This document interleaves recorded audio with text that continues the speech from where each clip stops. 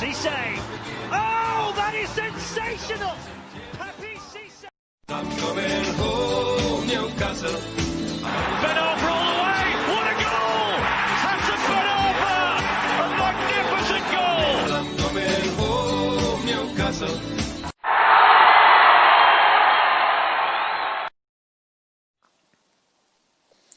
مساء الخير جميعا. يتجدد لقاءنا الأسبوعي مع برنامج نيوكاسل مع وليد.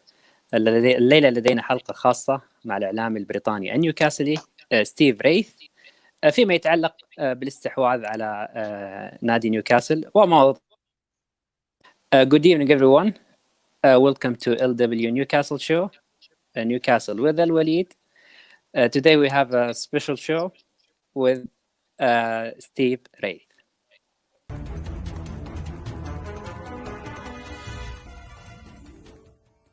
Mr. Steve Wraith, one of the most popular faces in Newcastle City, which located in South England on Tyneside. Nothing beats his passion of acting except his passion to Newcastle United Club. He's involved in many movies and shows like Rise of the Foot Soldier and The Cries, Dead Man Walking and Vera. Also, he has a passion for writing that led him to write many books such as The Ghost Couldn't Scare, The Geordie Connection, and Every Boy's Dream. His book, Every Boy's Dream, talks about his journey with Newcastle United Club within 25 years. At the moment, Mr. Steve producing many sport broadcast shows, Newcastle Matters, that hosting Newcastle legend, journalists and fans of Newcastle United around the world.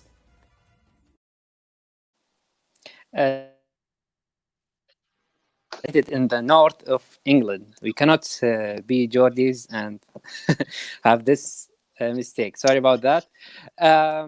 It is an honor to join us, Steve.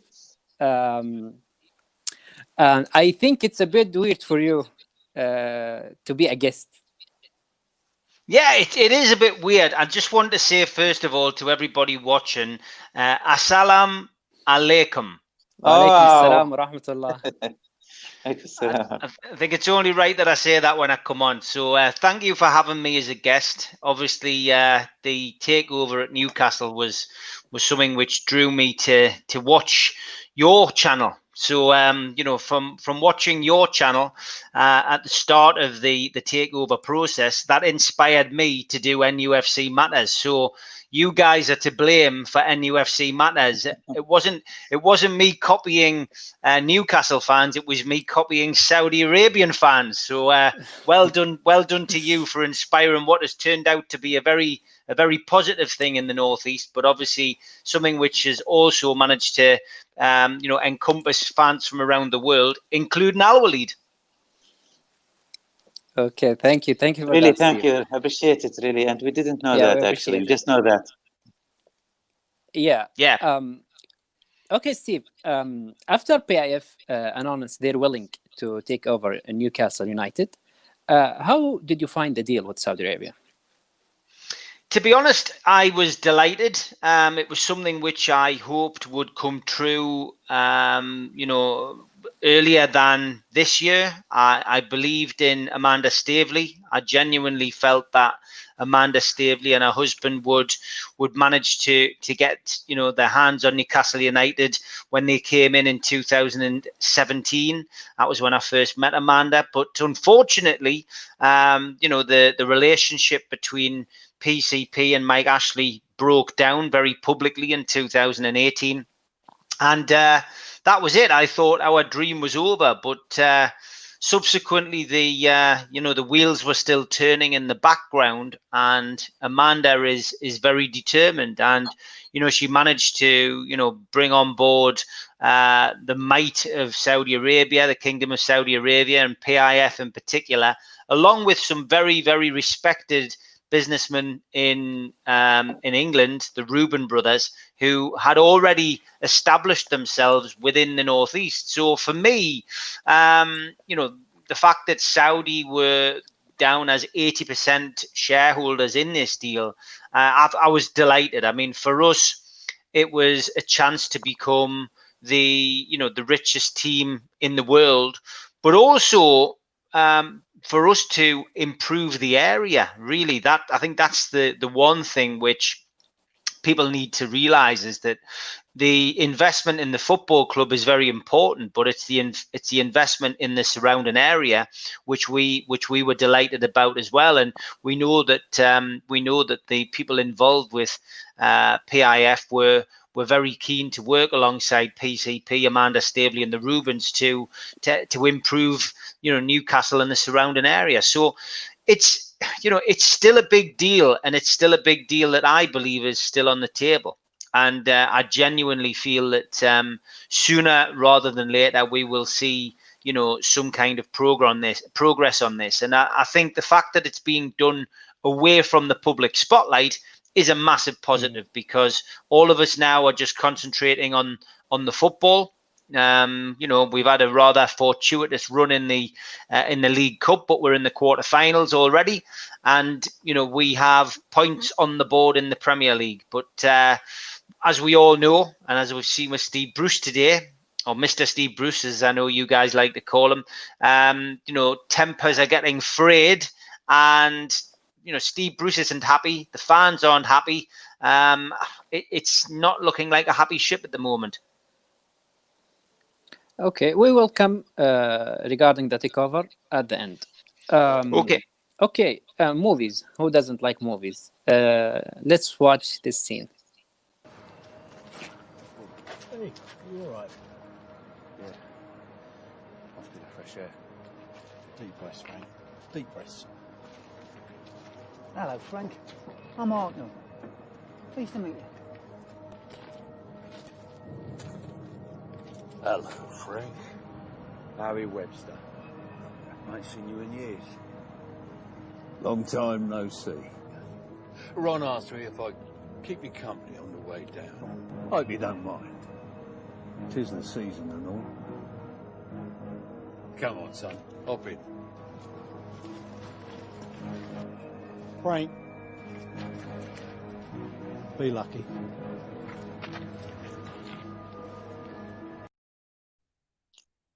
Thrilling scene, Steve. It's looked like from Mafia or something. Yeah. What you can tell us about this movie and your acting career in general? Yeah, I mean that movie was The Crazed Dead Man Walking. I was on both sides of the camera for that film. I was brought on as a consultant for the film, which basically meant that I was on set every day and got a chance to meet the actors and give them some advice on the characters that they were playing, because the film The Craze is about two very notable villains or gangsters who used to live in London. And those two particular gentlemen were obviously running around London in the 1960s, causing all kinds of mayhem. But when they left, when they were arrested, they spent the rest of their lives in prison. They both got 30-year sentences. They never ever got out of prison.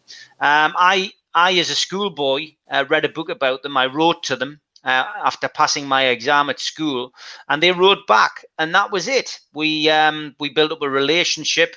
I visited the guys in prison, and I built up a relationship with them and started working for them, which is a bit bizarre because I was only very young. But it was I started doing memorabilia and merchandise for them. So when they eventually died, Ron Cray died in 1995, Reggie Cray died in 2000. I'd written a book called The Craze, The Geordie Connection, and my relationship and my knowledge on the Craze is what led me to be able to become a consultant on that film. So it was a lucky for me that I had the knowledge. I was approached by the director. He asked me to get on board. He offered me a part in the film, which you saw there, and offered me a chance to work on the other side of the camera. So it was great, because obviously at the opening of that film, at the premiere, I didn't expect, I wasn't even thinking about it, but my name was on the front of one of the opening names on the credit, consultant Steve Wraith. So yeah, I was delighted. And it's my acting career, I always wanted to be an actor. I was a young actor. I was acting from the age of 7. until I was 18. And unfortunately, my life took a different turn. I moved on from acting and went into the family business at 18. But I went back to acting when I turned 33.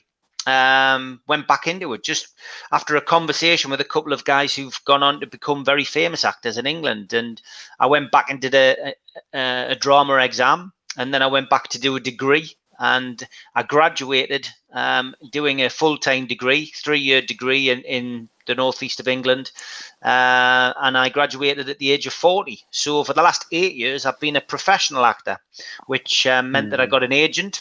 And, you know, the rest is history. I've gone on to do and feature in 12 feature films now, appeared on national TV shows in England, and done a few stage plays as well, which have been fantastic. And, you know, it's something which is a passion. I love doing it. I always get cast as the bad guys. That film there, Give Them Wings, comes out later this year. I play a football thug in that who isn't a very nice guy. Another film that comes out later this year is Quadrophenia 2, which is called To Be Someone.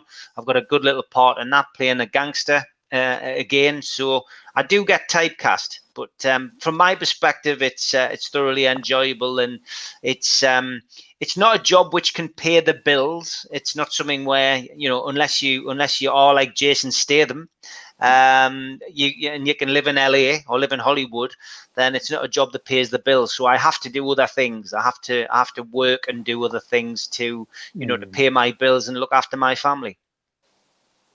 Okay, yeah. About your books, we have seen in the biography your passion in writing books. If you tell us more about it.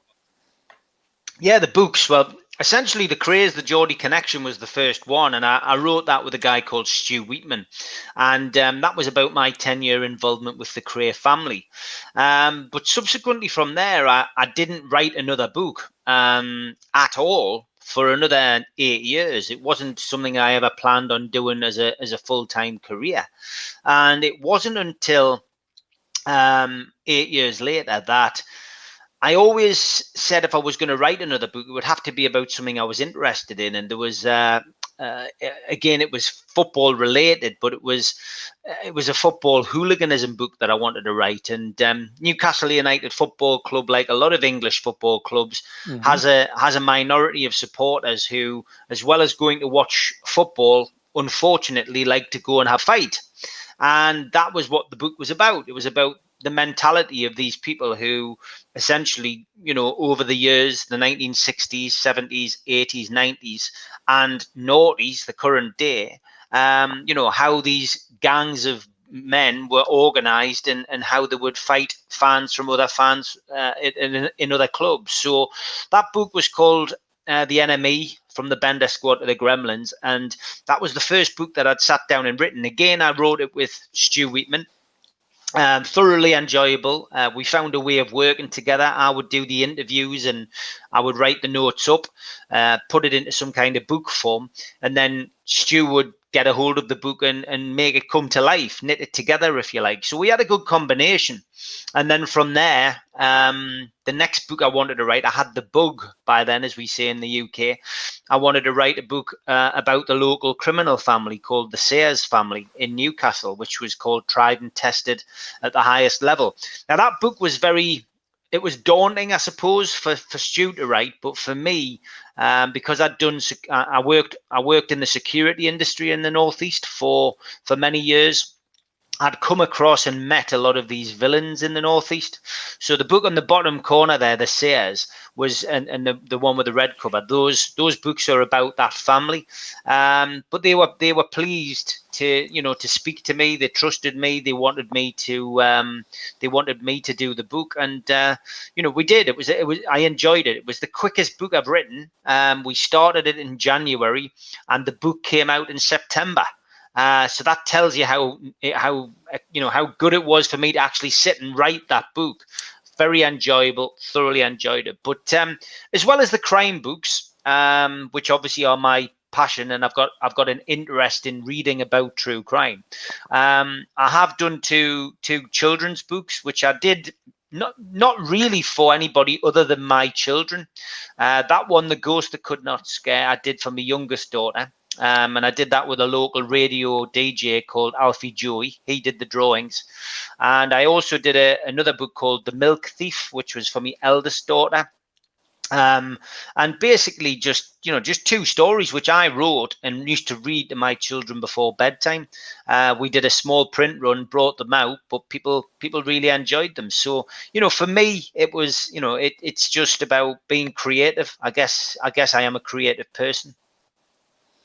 Speaking of daughters and children, I have a question from my daughter to you, Steve.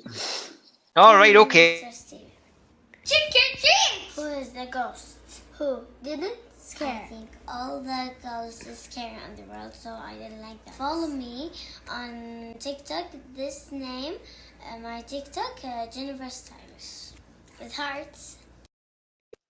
Oh, bless her. Thank you very much. She's definitely a little angel, isn't she? What a beauty. But look, from my perspective, the ghost, yes, the ghost was little Izzy, my daughter. So yeah, those people on the front there, on the front of the book, the witch is my wife, the little devil is my eldest daughter, the little ghost answering your daughter's question is my youngest daughter, and of course the big Frankenstein is me. So, but yes, point me in the right direction. I have embraced TikTok, so I will give her a follow once you tell me where to go. But I will follow her, no problem.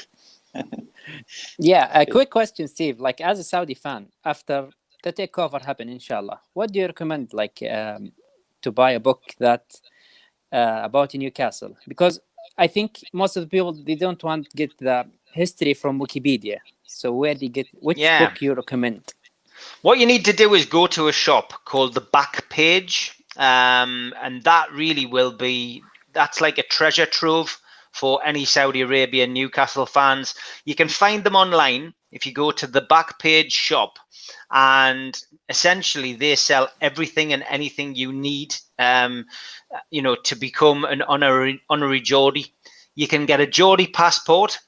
You can get a book called Learn Yourself Geordie.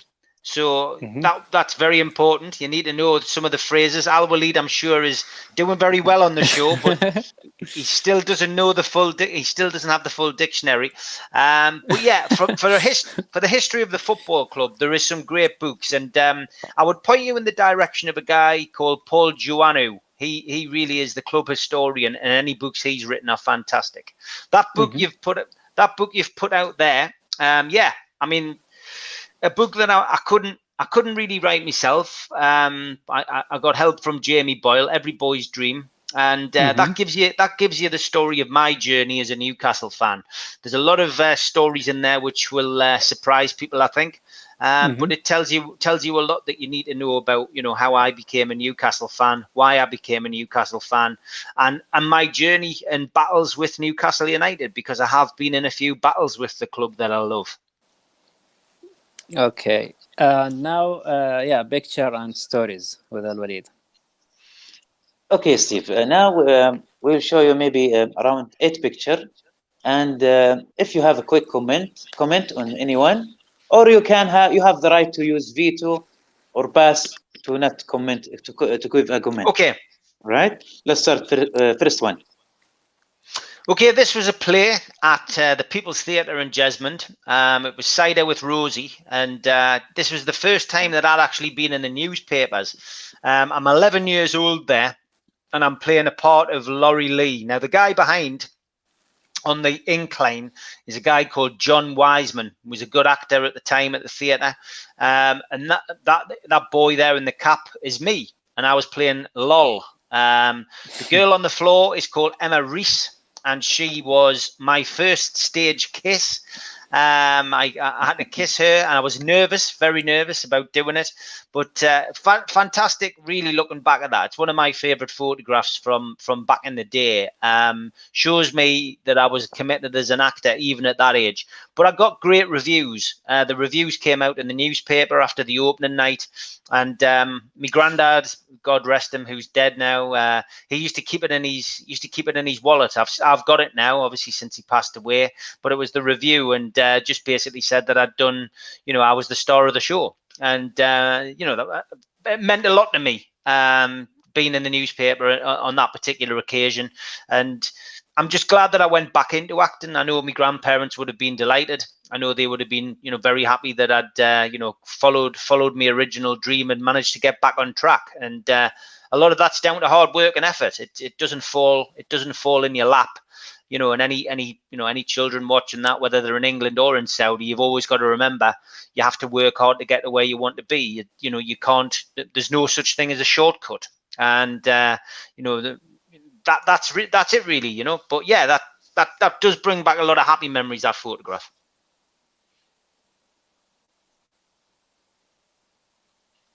Big Al, yeah. and a lot of people say that we look very similar. I always get, you mentioned you did the whole Jason Statham thing, but me and Alan we do have a similar look now that he's gone for my haircut. That photo was taken again it was taken at a theatre. That was in the Tyne Theatre in Newcastle, and that was one of the stage shows that I did with Alan. I've done 4 now with Alan, where I've interviewed him on stage about his life and about his career. That was a big successful show at the Tyne Theatre, and Alan was on great form, as he always is. But it's always nice to have people come to my events, and the banner behind is NewcastleLegends.com, which is my company, and it's I've been a CEO of a few companies in my time since I walked away from the security industry, but this was the first one that I'd set up on my own, where I was my own boss and didn't have to work with anybody, and calling it Newcastle Legends was the right thing to do, because I'm a Newcastle fan. I knew a lot of the ex-Newcastle players, and I had worked with players from other clubs, but I thought, for me, it just made more sense as a Newcastle fan and somebody who speaks about Newcastle on a regular basis. It just seemed the right thing to do than, to launch a company called Newcastle Legends. So great to have Alan there, be part of that night, and very successful. And of course, later the following year, Alan agreed to pull the boots on one last time and pull on the number 9 shirt for me one last time. We did a charity game in Newcastle where Alan played and a lot of the entertainers team played, and we did it for Alan's charity, and we targeted 50,000 pounds. That's what we tried to raise for Alan's charity, and we got a Manchester United 11 came to play alongside Alan's team, and it was a great game, great day. Newcastle 2, Manchester United 2. Alan Shearer scored, and that was his very last goal ever as a player, and we raised £54,000 for charity that day. So it was fantastic, and for me, to be able to run an event from start to finish like that with my heroes, if you like, and to raise £54,000 for the Alan Shearer Foundation was a fantastic day, and 6,000 people came along to watch. It was a big crowd, but very proud of that moment. There is a video for it, this game, on YouTube or maybe. Yeah, it's not on YouTube. I think we did 2 games. The very first game I did with a couple of other companies. We did Newcastle versus Liverpool. I actually played in that game. There was a Newcastle Liverpool game. It's on Amazon. You can buy it on Amazon. It's called The Entertainers Reunited, and Newcastle got beat 4-1. But from my perspective, I came on as a substitute in the last 4 minutes of the game. So I was actually, and this is a good one for a quiz question, Kevin Keegan's last ever substitute as Newcastle manager was Steve Wraith, and I went on for Pavel Cernacek. And as Pavel came off, he gave us a big cuddle. And as I went on, I'll not tell you what Alan Shearer said, but it wasn't very complimentary. And I was only on the pitch 4 minutes, and Anthony Hutton, who was a Newcastle fan who won a reality program called Big Brother, actually came into the penalty area and he dived when I came out to try and collect the ball, and Liverpool got a penalty. So I did concede a penalty and I conceded a goal that day.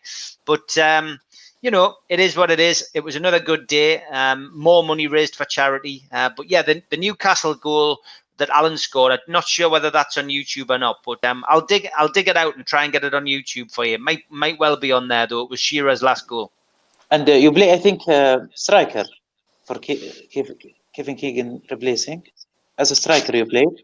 No, I went in goal. Who's that? I went in goal that day. But yeah. I mean, for me, it was just great to do the event and to get on the pitch with a few of the entertainers was fantastic. But every year we do a game called the Pavel Cup, because obviously I was Pavel Cernacek's agent before he passed away. I was Pavel's agent for 2 years, and we do a game now. It's a small game. We do it at Dunstan UTS Football Club in Gateshead, but we get a lot of ex-players back together, and we always play a charity game once a year. Sadly, because of COVID, we haven't been able to do that this year. But that game tends to raise anything between £3,000 and £5,000 for a local charity every year. So that's great. You know, it's nice to be able to put something back into the community. Don't forget you have a veto or pass. Yes, yeah, exactly. Oh, this is a favourite of mine. Tell me, lads, who you think looks the most uncomfortable in that photo? It's obvious. Yeah, Mike Ashley. I mean, that is Wigan away, and that is the very first season that Mike Ashley was owner of Newcastle United. And at the time, he used to socialise with the fans. He would go for a drink in the pub. He would come and stand on the terraces with the fans and cheer the goals. But yeah, you know, people liked Mike Ashley at that time, and it was just a unique experience to see the owner standing with supporters and being able to go and get a photograph with them. So I'm sure there are hundreds of Newcastle fans up and down the country and all over the world who have one of those photographs with Mike Ashley. I mean, that day that I went to get a photograph with him, there were people actually queuing up to get their photograph taken with Mike. So I've got a couple of others. I met him at a couple of other functions, but yeah, it's a strange one looking back on that and just realizing how close he was to supporters. But he spoiled it really when he went to Highbury when Newcastle played Arsenal, and he got a pint of lager, and when the TV cameras were on him, he got the pint and just downed the pint, and it got bad media coverage. People were saying he shouldn't be standing in the director's box with a Newcastle top on, drinking lager. And that was it. The media turned on him. And once the media turned on him, supporters turned on him, saying it was a disgrace. And he went, he changed. He changed from that moment on. And then when the results were going against him and Newcastle eventually got relegated, there was some fans, you know, when was that? 2010. Back to that was 2008, 2009 season. 2010 we were back up with Chris Hughton. After 2 years or maybe 3 years when he came. Yeah, more or less. Yeah, more or less. It was you know, a couple of years it had gone sour. You know, his relationship with Newcastle United had gone sour, and the fans had turned on him, and it was.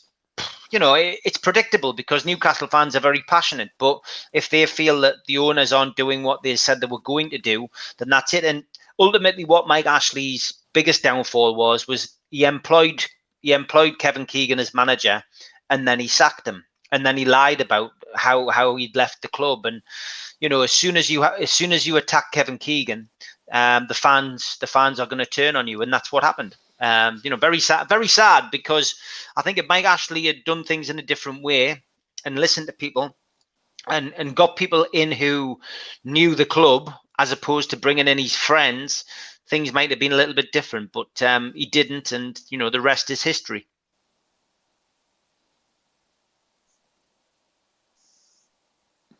Rafa, legend, great guy. Strange one this, because you know, to be a football supporter of a football club and to get a phone call from somebody as a manager is coming in to say would like to meet you, I just found that very bizarre. But that's what happened to me. I got a I got a message on LinkedIn off a guy who said he was Rafa Benitez's manager and said, would like to come and meet you when we're in Newcastle. Rafa's going to be taking the job at Newcastle and would like to come and meet you. So I arranged, I thought it was a joke, but I gave the guy my number. I told him to give me a ring, which he duly did. And we went and met in a cafe in Newcastle 2 weeks later. The meeting that we had was very amicable. You know, he was who he said he was. He was one of Rafa's closest friends and advisors. And he just basically said to me, look, he said, we're going to be at Newcastle. We're hoping we're going to be here for a considerable amount of time. We've been told by somebody that you are somebody that we should get to know in Newcastle. And, you know, we can help you if you help us. And that was it. It was as simple as that. You know, I got to meet Rafa very quickly after that, and other people around him. And I'm just myself. I don't pretend to be anybody that I'm not. And I got on very well with the people who were around Rafa. And they invited me to a game. They invited me into the director's box. And they just basically said, you know, we'll get you to the games as many times as you want to come. I said, well, I've got a season ticket. I'm okay for coming to the game. No, you come, you know, come as our guest whenever we can get you in. I never missed a game for 3 years in the director's box with Rafa, and it got to the point where essentially I was asked, you know, on more than one occasion to look after people for them. They sometimes didn't come to the game, and I would be left to look after who was coming to Newcastle. So I would sometimes be looking after Rafa's wife and his kids, sometimes looking after his brother, who looks very like him, by the way, except he's a lot taller. I would be looking after coaches and managers and players from various clubs from around Europe.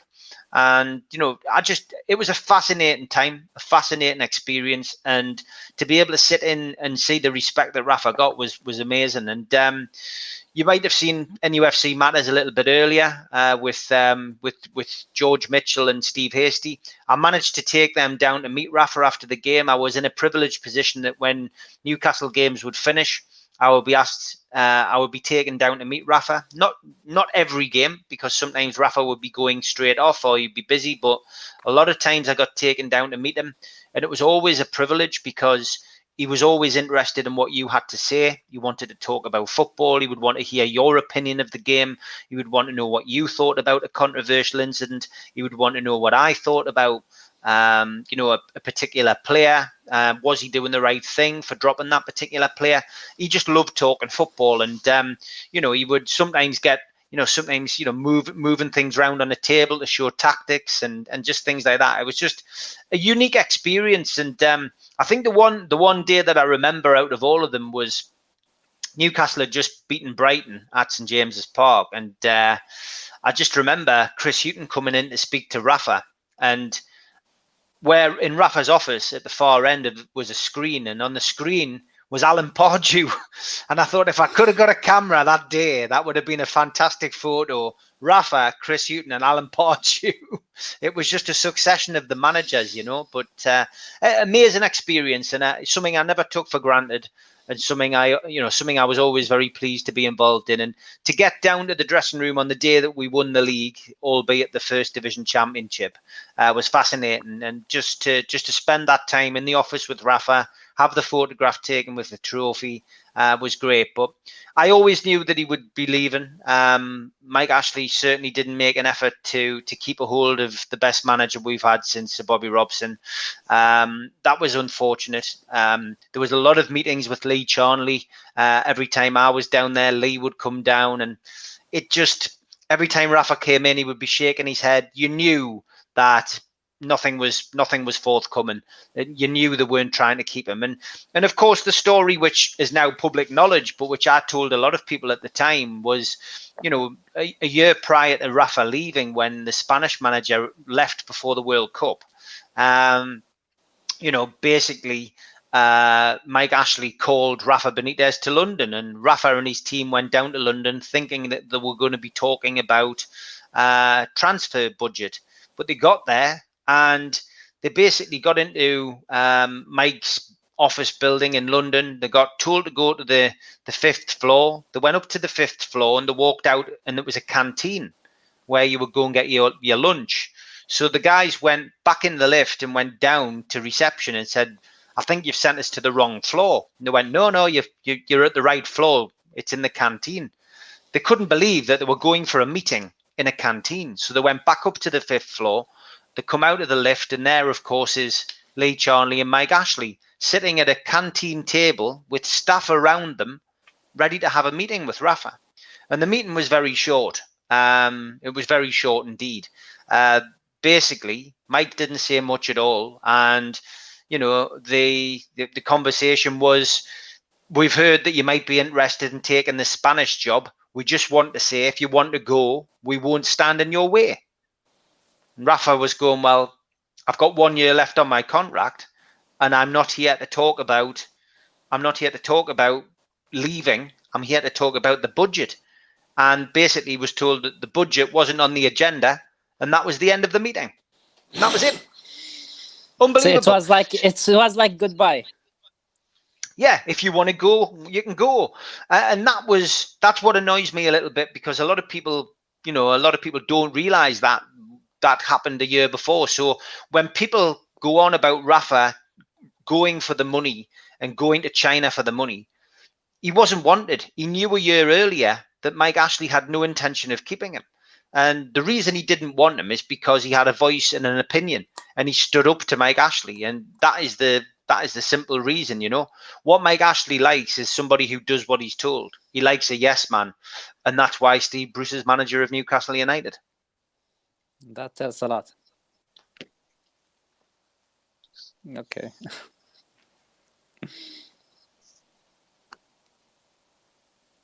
I don't know a lot about him. I think I should be asking you guys. What do you think of this guy? He's the expected president, inshallah, if the takeover happens soon. He's the candidate to become the president of Newcastle. Yeah. What do you? I mean, is this a good move for us? Do you think, from our perspective, because you know what this guy's all about? Is this a good candidate? Of course, he's the most successful managers. He's have a huge history in investment, and he's Aramco president right now, and we just want different positions. And he's very successful. Have a successful ranking in worldwide magazines. I just want to ask you, what is any talks there in Newcastle about him? Not really. I mean, from our perspective, we've seemed to get bogged down in other things, in other areas. I think Newcastle fans have had to become experts on world politics. We knew nothing really about, if you'd gone into Newcastle's streets and asked them about, Middle Eastern politics, they wouldn't have had a clue about it. But, not many people would have anyway. Now we're all suddenly experts on that. A lot of us know a lot more than we wanted to know. We're now experts on corruption in sport. And, who is actually the most corrupt nation. And it's certainly not the Kingdom of Saudi Arabia. And from our perspective, we're looking at it now and thinking, the takeover is not going to go ahead. I would say if you did an opinion poll in Newcastle and said, is a takeover going to go ahead, most people would say no now. But I don't think that's a bad thing, because the takeover dominated the agenda for 6 months. 6 months where people have been dying, where people have been contracting this horrendous COVID-19, and mental health has suffered as well for people sitting at home. Because a lot of people in Newcastle, all they have is the football club as their enjoyment, and they can't go to watch football. They can't, sometimes they can't see it on television because they don't have the technology to do that. So,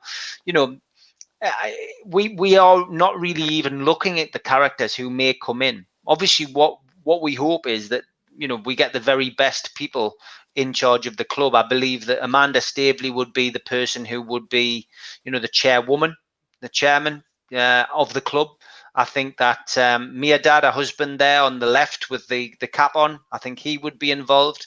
I also feel the other guy on that photograph, Owen Brown, has been mentioned as a potential board member. I think he would be involved as well. Very good friends with Amanda. So, you know, I think there'll be a lot of, you know, a mix of very good people. I think we know that the Reuben brothers will also have representatives on there, and PIF. But look, the people from Saudi Arabia are people we will need to get to know.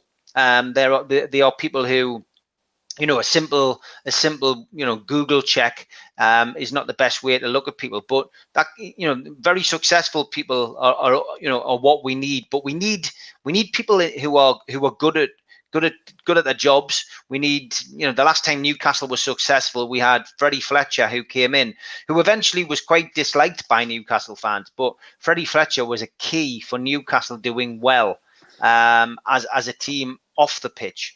You know, he knew business inside out. Alongside Sir John Hall, you know, they did create a bastion of invincibility at St James's Park, and that's what we need this time moving forward. We need good business brains, and there'll be a combination from the Kingdom of Saudi Arabia and from the Reubens, you know, and from Amanda. And I'm very confident. I do feel that once this takeover goes through, that there'll be solid foundations laid at Newcastle for many, many years to come.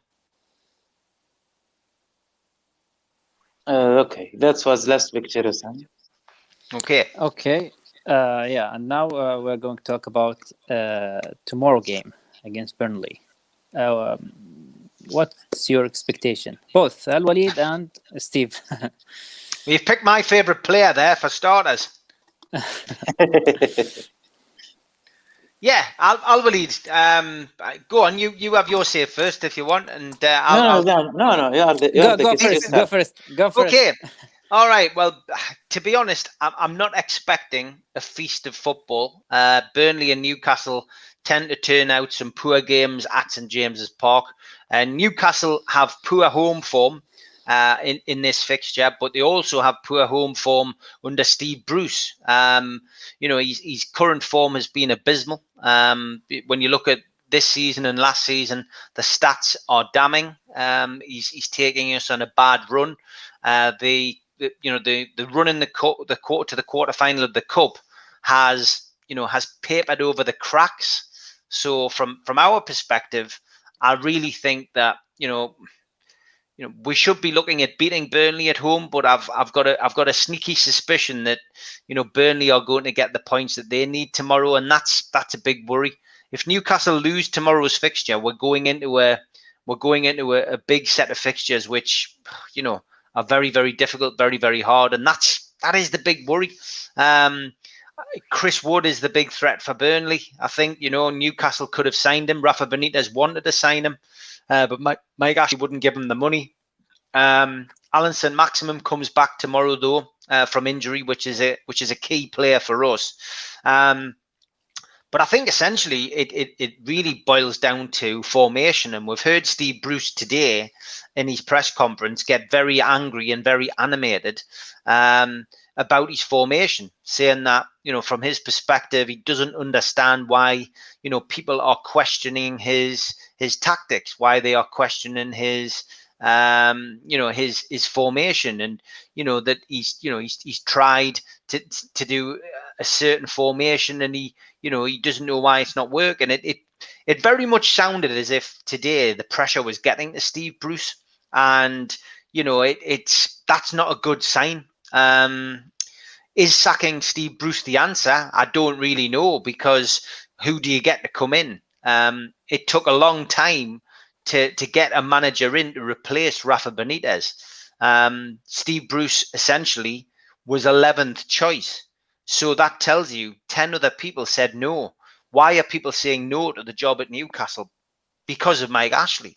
And that is a big concern. But tomorrow's game, I'm not expecting, as I say, a feast of football. Joe Linton, arguably being our best outfield player for the last two games. I never thought I would say that, but does that show how badly Newcastle are playing if he is your best outfield player?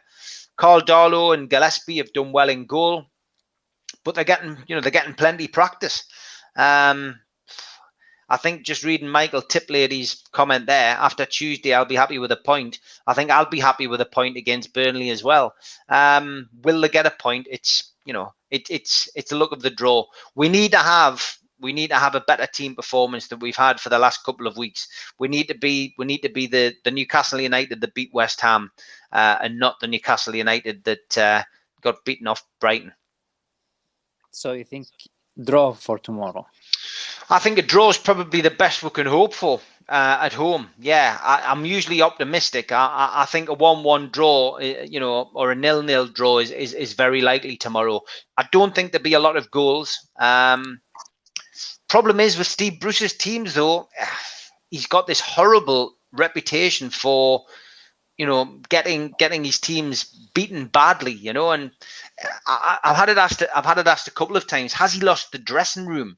Have the players lost faith in him? And you can see the creative players are scratching their heads. Almiron and Alan Maximin don't look happy. I mean, but if they're not happy, that's not going to be good news for Callum Wilson, and it's not going to be good news for Andy Carroll, etc. So for me, I think a draw is the best we can hope for tomorrow.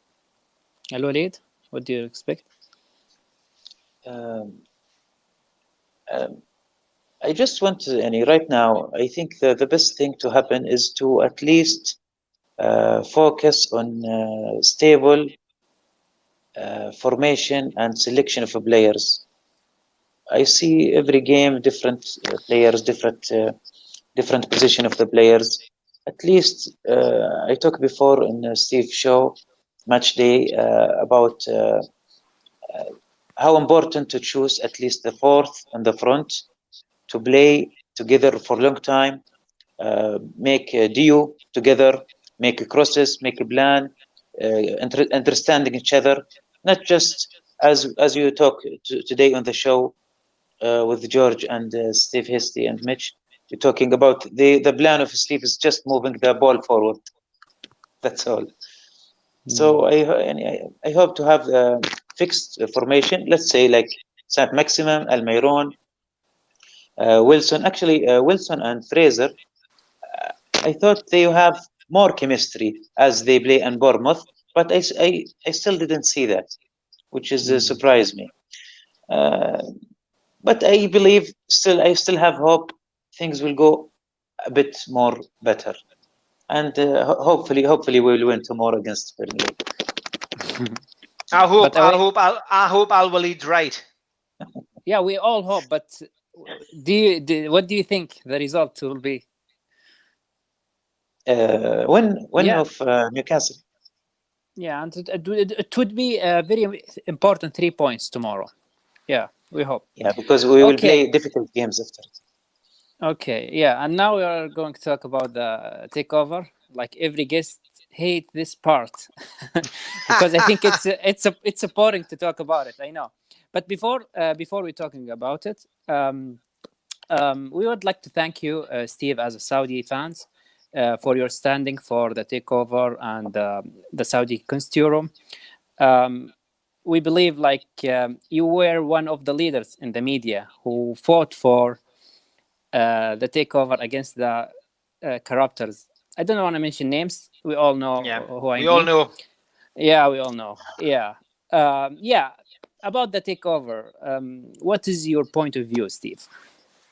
Yeah, I want the takeover to go through. I think the investment from the Public Investment Fund, PCP and the Reuben brothers is much needed. Our football club is a sleeping giant. It is a club which essentially has had past successes. We've talked about it at the start of the show. We won the league in 1927. We won the FA Cup in the 1900s, and then we won it successive years, 51, 52, and then 55.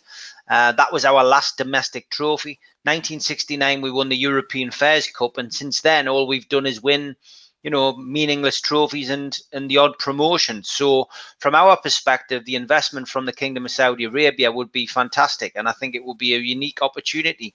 It's disappointed me that the Premier League have taken the stance that they have. I believe that, in the early part of the process, there were no red flags. I believe that the relevant parties all passed the owners and directors test. Therefore, there should not have been an issue for Newcastle United to have new owners and for the takeover to go through. However, it appears that there's corruption. There appears that someone has come in and various parties have got involved and made comments to the Premier League. And essentially, that has changed the Premier League's mindset to the point where they have asked and made unnecessary demands on PCP and made it impossible really for them to get the answers that they wanted to go that they wanted to happen. And from our perspective, that was very annoying for Newcastle fans, very annoying for PCP, PIF and the Rubens. And when you look at it now, in the cold light of day, it appears that there is what we would call in England a Mexican standoff. The Premier League don't want to reject it. PIF have obviously withdrawn for now, whilst the mess gets sorted out, because PIF are doing, multi-billion-dollar deals, day in, day out without a problem.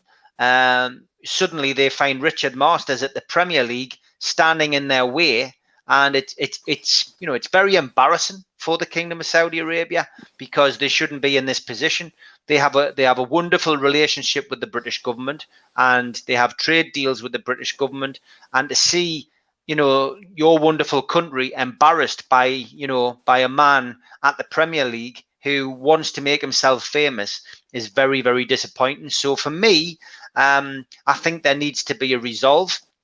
I think PIF have done the right thing by stepping back and leaving PCP to sort this mess out with the Premier League, and hopefully with the support of Mike Ashley, who wants to sell to PIF in particular, then I think we will get a result that we want. But it's been nice over the last few weeks just to be concentrating on the football and not concentrating on the takeover.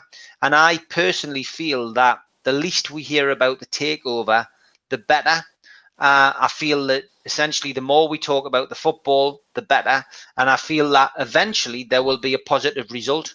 I think that, the Premier League will not have an option. They won't have a choice. I think that the way things are going in world football, because we have a situation with COVID where, a lot of football clubs will not be here. We will lose a lot of clubs if fans can't go back to football. I think that the financial plus points which the Kingdom of Saudi Arabia will be able to bring will be too much for the Premier League to knock back. So I think eventually we will get what we want. I think it's a long term game, and it's a case of having to wait. But I think eventually, we will see a positive result. But there is no doubt in my mind that Newcastle United fans want to see Saudi investment within our football club, because we know it will be a good thing for our football club and for our area. Okay, so do you think it's just a matter of time? I do believe it's a matter of time, yeah. I don't even, when we see the likes of Bellegraph Nova Group being, announced, Henry Maurice, to name but two, they are just distractions. They are just comical distractions. These people aren't genuine.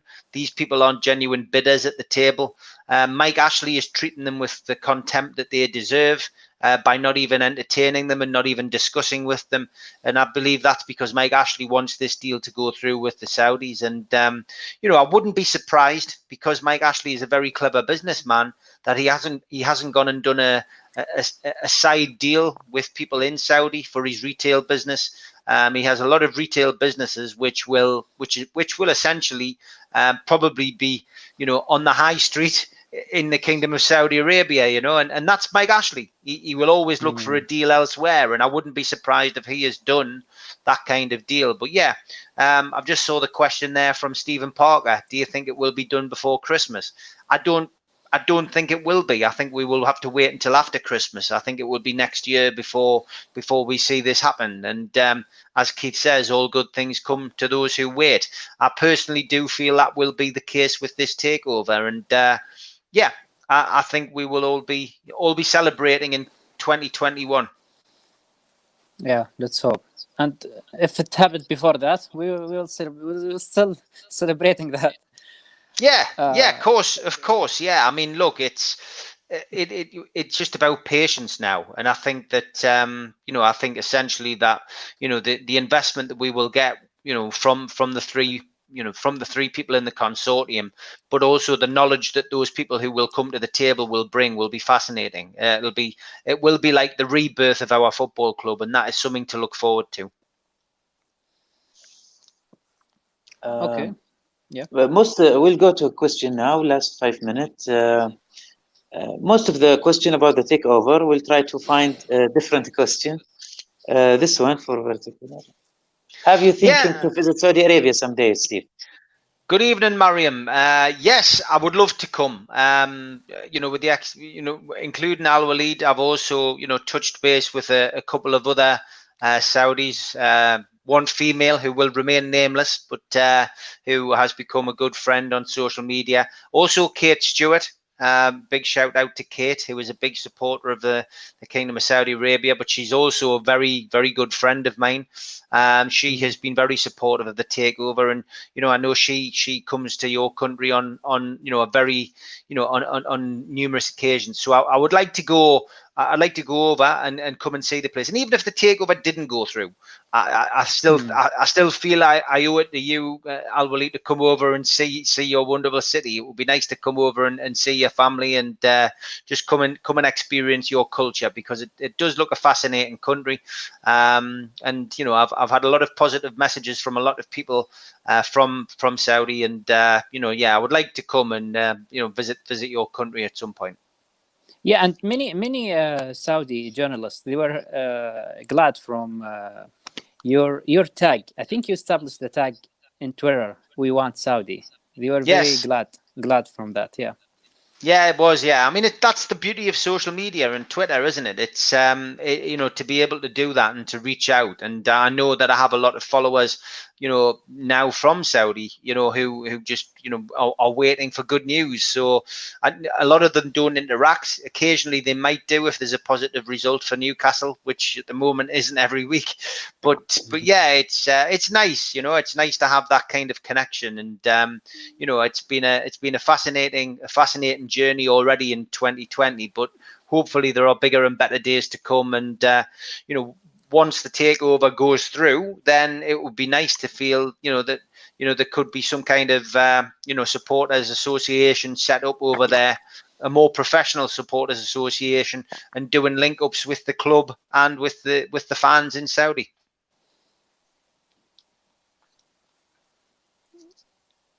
I think this is the most okay, maybe we'll take this as that's a question, Steve. Okay. Do you think the Ashley Court case will go ahead with the Premier League? I don't think it'll go to. I don't think it'll go to court. I think what will happen is I think we will see a deal done out of court. I think there will be. This will be rectified away from court. I don't see a huge legal battle. I think there's been a little bit of flexing of muscles from Mike Ashley, the lawyers, the QCs that he has approached to take on the case are very well known. And if they ever lose a case, which is very rare, they always win the appeal. So that tells you that Mike Ashley is not messing around. He likes, Mike Ashley likes to, essentially park his tank on the lawn, and he wins every war, Mike Ashley, that he goes into. So I'll be very surprised if he loses this battle. He wants to sell the club, and he will sell the club. And that's, and he will sell it to Saudi. And that Mike Ashley gets what Mike Ashley wants. So from my perspective, I can't see there being an issue. I think the issue is just when it will happen, not when it will happen. Okay. As a last question, Steve, is it easier to ask questions or get a question? For me, because I've done so much media about Newcastle United, if it's a Newcastle United talk or a craze or crime talk, it's very easy to do this job. But you do find that as you talk more and you do these kind of things, it becomes quite a natural. I enjoy doing them all. I enjoy, I'm very choosy as to what I come on. But yeah, I do enjoy talking about Newcastle United. And I think, people can see that I've got passion about the football club. And, when you've got passion, it's very easy to talk about it. And if you've got passion and knowledge, it's even easier. But yeah, it's but I enjoy asking the questions as well. Sometimes you can, but sometimes, as I'm sure you know, guys, you can switch off sometimes. And if you're not listening, if you've had a long day at work and you're tired, and then suddenly you switch off, you forget the question you've asked. And that's the hard part when we do big shows and we've got 8 people on. If you get halfway through and you forget what question you've asked, you've got to start listening to the answers and hope that. I agree with you. But it's great. This is the good thing about technology, isn't it? The technology is fantastic. Then we can do this. And as I said right at the top of the show, guys, you inspired me to do one. After watching your show, you inspired me. So thanks for starting your show about Newcastle. We keep up the good work. Yeah, we appreciate that. Alwaleed? I just want to give you this present for you for your performance. It was great. You deserve it. Thank you, mate. I love it. First Oscar. It's my first Oscar. Should I get a speech? Actually, because I think you won one before. You didn't win one before. Here's my speech. No, I haven't won any awards for the acting yet, but one day. There you go. Very good. Very good. Maybe you forget about this one. Maybe I did. Yeah, I'm very humble. I don't like to talk about it. No, and really, I don't dust that, Alwaleed. I don't dust it. I've got a cleaner comes in and polishes it. I really thank you, Steve. It was an honor to have you tonight. Really appreciate it. Pleasure. Yeah, absolutely great. And I'll give this a go as well for all the listeners and watchers in Saudi. Ma salama. مع السلامة. مع السلامة. Goodbye. مع السلامة. Yeah, thank you. شكرا لكم. يتجدد لقاءنا مع برنامج نيوكاسل مع وليد الأسبوع المقبل. Thank you. Thank you.